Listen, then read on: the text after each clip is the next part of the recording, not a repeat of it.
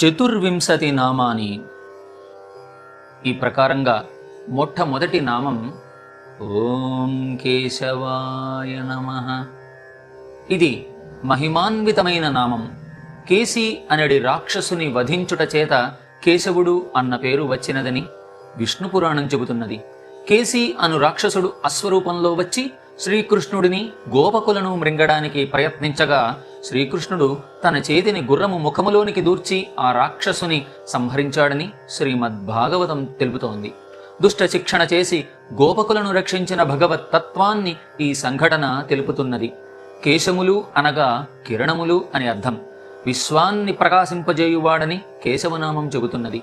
కేశవ అను పదంలో క అను అక్షరం బ్రహ్మను, ఆ అను అక్షరము విష్ణువును, ఈశా అను అక్షరములు శివుణ్ణి సూచిస్తున్నది. ఆ భగవంతుడు త్రిమూర్త్యాత్మక స్వరూపునిగా కేశవుడు అనబడుచున్నాడు. సర్వదేవ నమస్కార కేశవం ప్రతి గచ్చతి అను శ్లోకము కేశవనామం యొక్క విశిష్టత తెలుపుతున్నది. ఇది యజుర్వేదం. 24 నామంలో కేశవ మొదటి నామమైతే శ్రీకృష్ణ అనేది 24వ నామంగా విశేషప్రదం. ఇక రెండవది ఓం నమో నారాయణాయ నమః.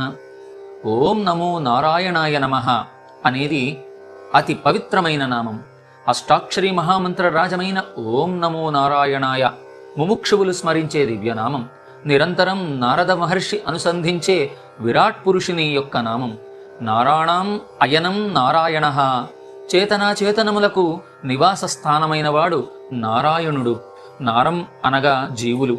జీవులను తనలో చేర్చుకొనువాడు.